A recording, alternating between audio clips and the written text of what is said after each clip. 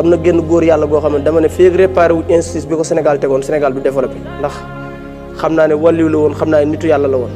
te xam naa ne tooñ nañ ko tooñ goo xamante ni mosuñ koo tooñe nit kuy dund ci kaw suuf mu imam Alioune Badara Ndao ndax président Macky Sall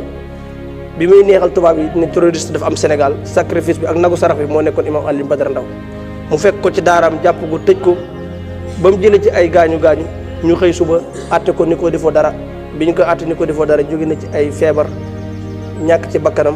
ba fi ñu toll nii démb gis naa njabootam ne dañuy def levée de fonds pour tabax daara ay mébét yi mu fi bàyyiwoon ginnaaw état moo ko tooñoon nag état moo ko war a fay kon jàpp naa état Sénégal am na droit indemnité famille imam Alioune Badara Ndao bépp mébét bu mu fi bàyyiwoon état Sénégal eggale ko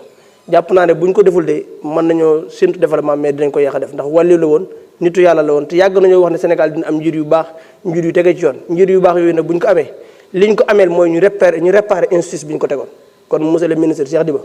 maa ngi lay yóbbante ci sa kilifa président Bassirou Diomaye Faye ak premier ministre Ousmane Sonko imam Alioune Badara Ndao famem waruñoo dund ci souffrance famem waruñoo dund ci naqar ndax xeex bépp Sénégal la ko defar rawatina diine l'islam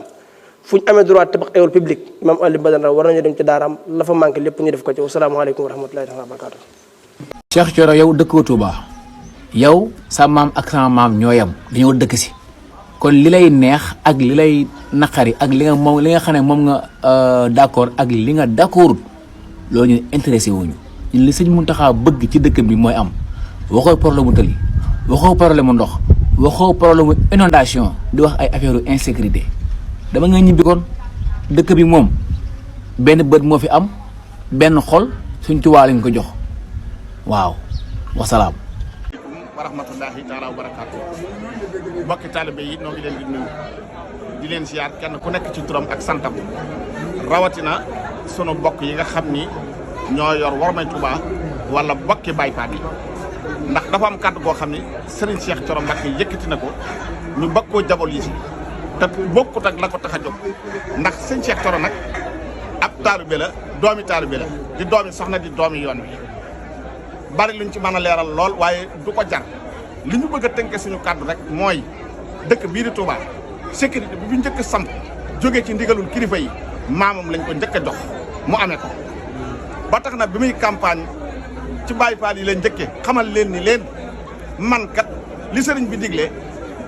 li sëriñ bi tere du ma ci def dara li mu digle rek laay def danaa campagne waaye mboolem luy dëkk bi danaa ko wormaal ngir ndigalul sëñ bi kon la ko tax a jóg moom dafa mel ni dafa bëgg na wax ni wala dafa wax ni civil du régler morom ja ça veut dire que man na gouvernement bi am na moyen yu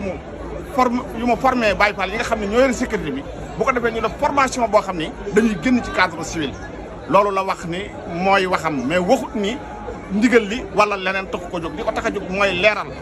dimbali état bi comme li mu xam Touba état bi xam ko fi mu fexe ba Baye Fall yi ñu defal leen formation te loolu kilifa yi ñoo ko njëkk a wax